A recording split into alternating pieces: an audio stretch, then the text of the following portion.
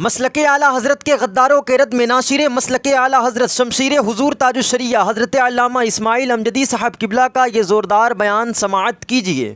اور دوسری بات یہ ہے کہ ہم اہل سنت و جماعت کا طریقہ یہ ہے کہ الحمدللہ ہم اللہ کا بھی ذکر کرتے ہیں، اس کے محبوب کا بھی ذکر کرتے ہیں، اور محبوبوں کے محبوب کا بھی ذکر کرتے ہیں۔ یہ ہمارا طریقہ ہے۔ اور اگر ان کے اوپر کوئی طنز کرنے لگے، یعنی بزرگوں کے اوپر طنز کرنے لگے، تو حقیقت یہ ہے کہ یہ اس کے لیے بہت بڑی ہلاکت، تباہی اور بربادی کا ذریعہ ہے۔ چند باتیں آپ کے سامنے عرض کرتا ہوں سمجھانے کی غرض سے، ورنہ جو بے ادب ہو جائے نا تو بے ادب کے لیے بے ادبی، یعنی مجھے چند باتیں کہی گئی، اس میں ایک بات یہ کہی گئی کہ معاذ اللہ رب العالمین، یعنی کہتے ہیں کہ یعنی میں کیا کہوں وہ کیا کہتا ہے کہ کیا کیا بولتے ہیں، یعنی ہم قرآن و حدیث کو ماننے والے۔ ارے بھائی قرآن و حدیث کو ماننے والا ہے تو قرآن کو جو مانتا ہے نا وہ ولیوں کی عظمت کو بھی مانتا ہے، ہاں؟ کیونکہ قرآن نے ولیوں کی عظمت کو بیان کیا ہے، قرآن نے متقیوں کی عظمت کو بیان کیا ہے۔ حدیث کو مانتے ہو تو حدیث کو مانتے ہو تو کیا حدیثوں میں ولیوں کی فضیلت نہیں آئی ہے؟ کیا حدیث مبارکہ میں متقی لوگوں کی فضیلت نہیں آئی؟ اور حد تو یہ ہے کہ یہ الزام، یعنی بڑے بڑے دعوے اور الزام یہ کہ علماء اہل سنت کو بدمعاش تک کہہ دیا، ہاں؟ علماء اہل سنت کو، اب علماء اہل سنت ہی مکمل معاذ اللہ بدمعاش ہو جائے تو تیرے پاس بچے گا کیا؟ تو حدیث کو مانتا ہے تو کیا حدیث کو ماننے سے کیا تجھے علماء کی فضیلت حدیث میں نظر نہیں آئی؟ ہاں؟ اگر حدیث کو مانتا ہے تو حدیث کے اندر علماء کرام کی فضیلت نظر نہیں آئی؟ اور سب کے سب علماء اگر بدمعاش ہو جائے اور معاذ اللہ بزرگوں کی تعریف کو اگر یہ کہیں کہ یہ اہل سنت و جماعت میں گمراہیت داخل ہو گئی ہے، تو ایسے بدبختوں کو ہم کہتے ہیں کہ بزرگوں کی تعریف کرنا یہ گمراہیت نہیں ہے۔ حقیقت یہ ہے کہ دعوے کے ساتھ، دلیل کے ساتھ اگر بات کرنا چاہے تو ہم یہ کہہ سکتے ہیں کہ بزرگوں کی محبت کو جو گمراہیت کہے تو یہ وہی کہتا ہے جو خود گمراہ ہوتا ہے۔ بزرگوں کی محبت کو جو گمراہیت کہتا ہے نا، تو جو گمراہیت کہے تو یہ گمراہ جو ہوتا ہے وہی بزرگوں کی محبت کو گمراہیت کہتا ہے۔ اب رہا یہ سوال کہ علماء اہل سنت پر یہ الزام کہ علماء نے اللہ کی محبت یا یہ کہ اللہ کا ذکر، اللہ کے ذکر کی جو فضیلت ہونی چاہیے نا وہ لوگوں کے دل میں نہیں بٹھائی بلکہ بندوں کی محبت اس سے زیادہ بٹھا دی، یعنی پورا الٹا بتاتا ہے۔ کوئی ایک دلیل سے وہ ثابت کر سکتا ہے کہ علماء نے کبھی ایسا کہا؟ کوئی ایک دلیل سے ثابت کر سکتا ہے کہ علماء نے کبھی ایسا کہا؟ ارے ہم کو تو یہ سمجھ میں آتا ہے کہ ہمارے یہاں جب بزرگوں کا ذکر ہوتا ہے تو بزرگوں کا ذکر سن کے بھی عوام اللہ کا ذکر کیا کرتی ہے۔ کیوں؟ کہ جس کو جو بھی فضیلت عطا فرمائی ہے وہ اللہ تبارک و تعالی نے عطا فرمائی ہے۔ اب بزرگوں کا ذکر کیوں ہوتا ہے؟ شاید حضرت سے کچھ حسد ہو تو میں آپ کو ایک چیز کہوں کہ ہماری حضور تاج الشریعہ سے محبت کیوں ہے بھائی؟ حضور تاج الشریعہ سے ہماری محبت کیوں؟ اور حضور تاج الشریعہ کا نام سن کر یہ جو سبحان اللہ کی صدا آتی ہے نا، تو کیا تم بھول گئے کہ سبحان اللہ یہ تاج الشریعہ کا ذکر نہیں ہے، اللہ کا ذکر ہے؟ ہاں؟ غوث اعظم کا نام سن کر سبحان اللہ کی صدا آتی ہے نا، تو یہ غوث اعظم کا ذکر نہیں ہے بلکہ اللہ کا ذکر ہے۔ یعنی جب آدمی کے اوپر بدبختی سوار ہوتی ہے نا تو وہ کچھ بھی بولتا ہے۔ اب آپ دیکھیے کہ تاج الشریعہ سے ہماری محبت کی وجہ کیا ہے؟ تاج الشریعہ سے ہماری محبت کی وجہ کیا ہے؟ تو ظاہر سی بات ہے کہ تاج الشریعہ سے ہم محبت اس لیے کرتے ہیں کہ حضور تاج الشریعہ نے ہمیشہ ہم کو شریعت پر قائم رہنے کا درس دیا. تاج الشریعہ سے ہماری محبت اس لیے ہے کہ تاج الشریعہ نے اپنی زبان سے ہمارے عقیدے کی حفاظت فرمائی. تاج الشریعہ سے محبت اس لیے ہے کہ تاج الشریعہ اس منصب کا حق ادا کرنے والے ہیں کہ جس منصب کے حق کے حوالے سے ہمارے آقا نے فرمایا کہ جب فتنے ظاہر ہو، گمراہیاں پھیلنے لگے، اور ایسے وقت میں اگر عالم اپنے علم کو چھپاتا ہے تو اس پر اللہ کی لعنت، فرشتوں کی لعنت، تمام لوگوں کی لعنت. جب یہ حدیث پاک کو ہم سنتے ہیں اور اس کے بعد تاج الشریعہ کا دامن ہاتھ میں آیا تو ہم اس کو دیکھتے ہیں تو ہم کو یہ نظر آتا ہے کہ تاج الشریعہ یہ آقا کریم صلی اللہ تعالی علیہ وسلم کی بارگاہ سے ایک رہبر کو جو عہدہ دیا گیا. میرے تاج الشریعہ نے جب منہاجیت کا فتنہ اٹھانا تو علم کو چھپایا نہیں بلکہ علم کو ظاہر کر کے ہم کو منہاجیت کے فتنے سے بچایا. اس لیے تاج الشریعہ سن کر سبحان اللہ کی صدائیں بلند ہوتی ہے. تاج الشریعہ کا ذکر سن کر سبحان اللہ کی صدائیں کیوں بلند ہوتی ہے؟ آج کہا جاتا ہے کہ کیوں ایسا ہوتا ہے، تو بات یہ ہے کہ جب تصویر کو جائز کہا جانے لگا ویڈیو کے نام پر، باقی چیزوں کے نام پر، تو ایسے وقت میں میرے تاج الشریعہ نے امام الانبیاء کی حدیث کو سنا کر ہم کو تصویر سے بچایا ہے.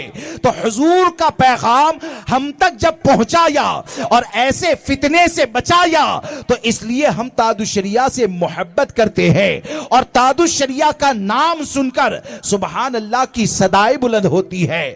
اب اگر تم کو سمجھ میں نہیں آتا ہے تو ہم کیا کریں؟ اور تم نے تو اتنی بڑی جہالت، یعنی اس میں ایک جملہ لکھا ہے کہ پیروں کو چھوڑو. ہاں، یہ جو مطلق جملہ ہے تمہارا کہاں جائے گا؟ کیا غوث اعظم نے اپنے پیر کو چھوڑا؟ کیا سرکار غریب نواز رضی اللہ تبارک و تعالیٰ نے اپنے پیر کو چھوڑا؟ کیا امام اہل سنت سرکار سیدی اعلیٰ حضرت نے اپنے پیر کو چھوڑا؟ کیا مفتی اعظم ہند نے اپنے پیر کو چھوڑا؟ اور ان کا ذکر کرنے سے کچھ نہیں ملے گا، ان کا ذکر کرنے سے کچھ نہیں ملے گا. تو امام اہل سنت کو پڑھ کر تم نے سمجھا کیا؟ اے رضا یہ احمد نوری کا فیض نور ہے. اے رضا یہ احمد نوری کا فیض نور ہے. تم نے سمجھا کیا؟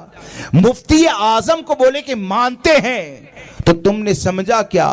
فقط نسبت کا جیسے بھی ہوں حقیقی نوری ہو جاؤں، جو مجھ کو دیکھے کہہ اٹھے میاں نوری میاں تم ہو. تو ان لوگوں نے ہم کو کیا بتایا؟ ان لوگوں نے ہم کو یہ بتایا کہ یہ جو بھی پیران عظام سے محبت کرنے والے ہیں تو پیران عظام یہ دنیا میں مال کو جمع کرنے کا ذریعہ نہیں ہوتے ہیں، محل کو بنانے کا ذریعہ نہیں ہوتے ہیں، بلکہ پیران عظام یہ اللہ رسول عز و جل و صلی اللہ تعالی علیہ وسلم کی بارگاہ سے قربت کا ذریعہ ہوتے ہیں. اور میرے تاج الشریعہ یہ رب کی بارگاہ کا قربت کا کیسا ذریعہ ہے؟ اگر نہیں جانتا ہے تو میرے ساتھ چل. ہزاروں زبانیں بولتی ہے لیکن وہ فائدہ نہیں ہوتا ہے، لیکن میرے تاج الشریعہ وہ ہے کہ ہم چہرے دکھا سکتے ہیں کہ تاج الشریعہ کو دیکھا کفر نکل جاتا ہے اور عشق مصطفیٰ دل میں پیدا ہو جاتا ہے.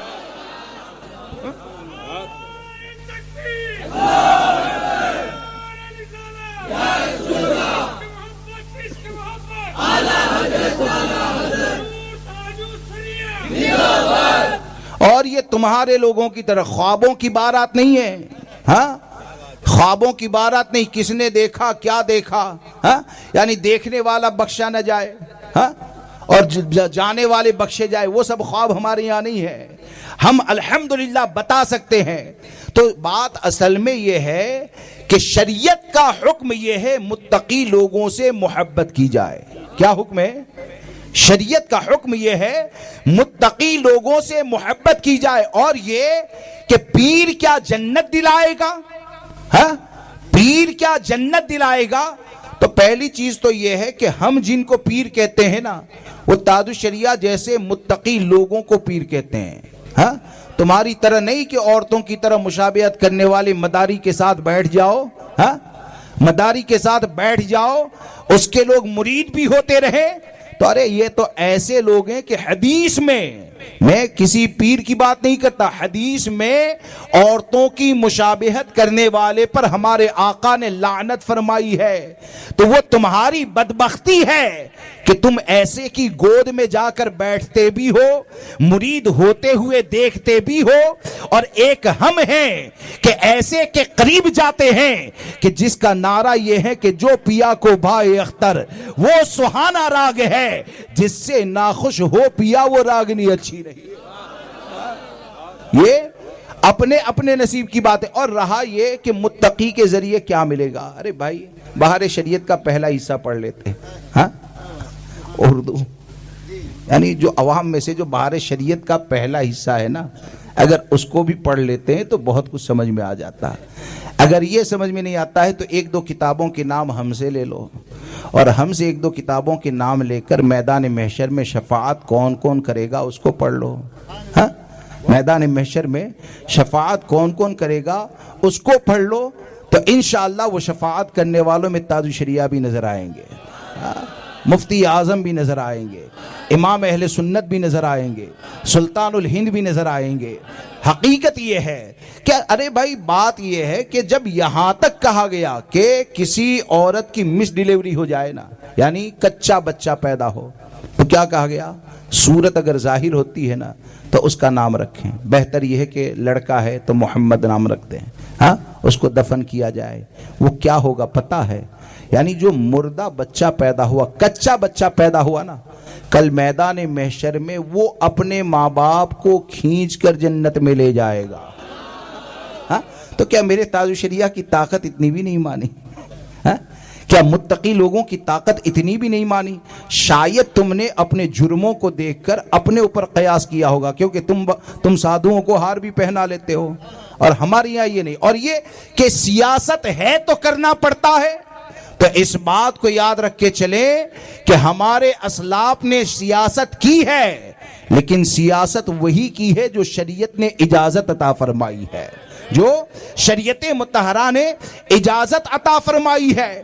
اب تم اپنے جرموں کو دیکھو تو اپنے جرموں پر متقی کو کیوں قیاس کرتے ہو؟ کیونکہ یہ ہار پہنانے والے یا ایسے حرکتیں کرنے والے وہ تو ایسے ہوتے ہیں جو میدان محشر میں ایک دوسرے کے دشمن ہو جاتے ہیں، لیکن میرے تاج الشریعہ اپنے وقت کے اس متقی کو کہا جاتا ہے کہ جو تقوی کی اس بلندی پر فائز ہے کہ تاج الشریعہ ایک طرف کھڑے ہوں گے اور انشاءاللہ ہم جیسے گنہگاروں کو کھینچ کر جنت میں لے جائیں گے۔ کیوں کہ ہم نے تاج الشریعہ سے محبت کی ہے رب کی رضا کے لیے، تاج الشریعہ سے محبت کی ہے دین کے لیے، تاج الشریعہ سے محبت کی ہے شریعت کے لیے۔ اور قرآن کیا اعلان کرتا ہے؟ الاخلاء یومئذ بعضهم لبعض عدو الا المتقین، یعنی قرآن کا یہ اعلان، یعنی قرآن تو کم سے کم پڑھ لو۔ تم یہ کہتے ہو ہم قرآن و حدیث کی بات کرتے، ایک بھی حدیث بیان نہیں کر پاتے، ہاں ایک بھی حدیث بیان نہیں کر پاتے۔ یہ آیت پڑھ لو، اس آیت کی تفسیر پڑھ لو، اور کون سے گڑھے کی طرف جا رہے ہو اللہ توفیق دے تو سچے دل سے توبہ کر لو کہ یہ جو قرآن میں فرمایا الاخلاء یومئذ بعضهم لبعض عدو، یعنی دوست ان قریب آپس میں دشمن ہو جائیں گے، الا المتقین مگر پرہیزگار۔ کیا مطلب؟ مگر پرہیزگار کیا مطلب؟ مفہوم خلاصہ یہ ہے کہ جن کی محبتیں گناہوں کی بنیاد پر ہوتی ہے نا، جن کی محبتیں گناہوں کی بنیاد پر ہوتی ہے وہ میدان محشر میں آپس میں دشمن ہو جائیں گے، اور ہم نے تاج الشریعہ سے محبت کی ہے ان کے تقوی کی بنیاد پر، ہم نے حضور تاج الشریعہ سے محبت کی ہے ان کے دین کی بنیاد پر، ہم نے اپنے بزرگوں سے غریب نواز سے محبت کی ہے ان کے تقوی کی بنیاد پر۔ تو الحمدللہ ہمارے سب بزرگ ایسے ہیں جو ہم کمزوروں کا ایسا سہارا ہے کہ ان کا صدقہ یہاں بھی کھاتے ہیں اور ان کے صدقے میں میدان محشر میں نجات بھی مل جائے گی۔ میری بات سمجھ میں آ رہی ہے؟ تو ایسے لوگوں سے بچیں، بلکہ یہ تو ایسے جملے کہنے لگے ہیں جیسے کہ کوئی بد مذہب نہ بولتا ہو۔ آج تک یہ زبانیں دیوبندیوں کی ہوا کرتی تھی، اور یہ کہ اس سے کیا ملے گا، ہاں اس سے کیا ملے گا؟ تو میں آپ کو ایک مثال بتاؤں کہ بزرگوں کے ذکر سے کیا ملتا ہے۔ ایک مثال میں دیتا ہوں، یہ کرسی ہے، یہ کرسی جس نے بنائی، یہ کرسی کی تعریف کرو گے، تعریف کرسی کی، لیکن کرسی بنانے والا تعریف سن کر خوش ہوگا کہ ناراض ہوگا؟ ہاں خوش ہوگا نا۔ جب کرسی والا خوش ہوگا تو حقیقت یہ ہے کہ غوث اعظم کو غوث اعظم کس نے بنایا؟ اللہ نے بنایا۔ غریب نواز کو عطا رسول کس نے بنایا؟ اللہ نے بنایا۔ امام اہل سنت کو مجدد کس نے بنایا؟ اللہ نے بنایا۔ تاج الشریعہ کو اپنے زمانے کی متقیوں کا سردار کس نے بنایا؟ اللہ نے بنایا۔ جب اللہ نے ان سب کو بنایا تو ان کی جو بھی تعریف کرے گا تو حقیقت یہ ہے کہ یہ بنانے والے کی رضا کا ذریعہ ہے، اور ان کے اوپر عیب لگانا، یعنی یہ کرسی جو ہے نا، یہ کرسی جو ہے نا، تو اس کرسی میں اگر عیب کو لگایا جائے تو آپ مجھے بتائیں بنانے والا راضی ہوگا کہ ناراض ہوگا؟ ناراض ہوگا نا۔ اب جب بنانے والا ناراض ہوگا تو آپ مجھے بتائیں اللہ جسے متقی بنائے، سرکار متقی کی فضیلت بیان کریں اور احادیث میں بخشش اور شفاعت کے بارے میں ذکر کیا جائے تو ان کی فضیلتوں کو بیان کیا گیا، اور تم فضیلتوں کا انکار کرتے تو یہ سمجھتے ہو کہ تم سے بزرگوں کی فضیلت کا انکار کرنے والے ہو۔ ارے تم ایسے ہو جاہل ہو کہ جو شریعت کے احکام کا انکار کرتے ہو، شریعت کے احکام کا انکار کرتے ہو، کیونکہ تقوی والے کی جو فضیلت ہے، اور تقوی والے کے ذریعے کیا علماء سے آپ نے نہیں سنا ہوگا؟ نہیں سنا ہے کہ میدان محشر میں اگر علماء کی خدمت کریں گے، پانی پلایا، وضو کروایا وغیرہ وغیرہ، یعنی علماء کی اگر مدد کی ہوگی نا تو وہ جنت میں جا رہے ہوں گے، تو وہ خدمت کرنے والا کہے گا حضرت ہم نے یہ کیا تھا، وہ رب کی بارگاہ میں عرض کریں گے یا الہ العالمین اس نے دنیا میں میری یہ مدد کی تھی، اللہ تبارک و تعالی ان کے ذریعے اسے جنت میں داخل فرما دے گا۔ یہ سب کہاں پڑھتے ہیں؟ ہاں تو اس لیے دوستو ایسے لوگوں سے بچیں، ان کے اوپر بدبختی یہ سوار ہو چکی، ایسے لوگوں سے بچیے۔ اور یہ کہنا کہ ہم سیاست میں ہیں اس لیے ہم کو یہ کرنا پڑتا ہے وہ کرنا پڑتا ہے، تو بات یہ ہے دیا بھی جلانا معاذ اللہ رب العالمین۔ تو بات اصل میں یہ ہے کہ کیا تم نے یہ سمجھا کہ سیاست میں جانے والا شریعت پر عمل نہیں کر سکتا ہے، یا تم یہ سمجھتے ہو کہ شریعت نے تم کو وہ کام کرنے کا کہا جو تمہاری طاقت سے باہر ہے؟ ارے حقیقت یہ ہے کچھ پڑھ لکھ لیا کرو، طاقت سے باہر کام کا حکم دینا یہ ظلم ہوتا ہے۔ ہاں طاقت کے باہر کام کا حکم دینا یہ ظلم ہوتا ہے، اس لیے ایسے لوگوں سے بچے۔ اور ہم سنی ہے اس لیے سنی کی ہی بات کریں گے، غیر کا ذکر کرنے کی ہم کو عادت نہیں ہے، غیر کا۔ تو یہ طریقہ تم نے سب کہاں سے سیکھا یار؟ اگر واقعی میں سنی ہے نا تو واقعی میں اگر سنی کا معاملہ ہے تو حال اور معاملہ یہ ہوتا ہے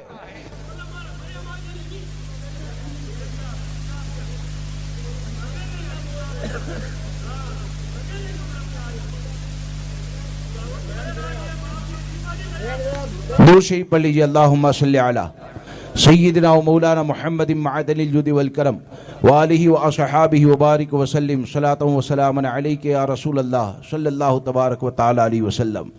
اس لیے دوستو اس بات کو یاد رکھ کر چلیں کہ ہمارا کام یہ ہے کہ شرعی دلائل کے ذریعے اپنی باتوں کو بیان کریں، اور شرعی دلائل کو بیان کر دیا گیا، اس کے بعد کون کیا کہتا ہے، کس کی طرف سے گالی دی جاتی ہے، اس کا جواب دینا یہ ہمارا ذمہ نہیں ہے۔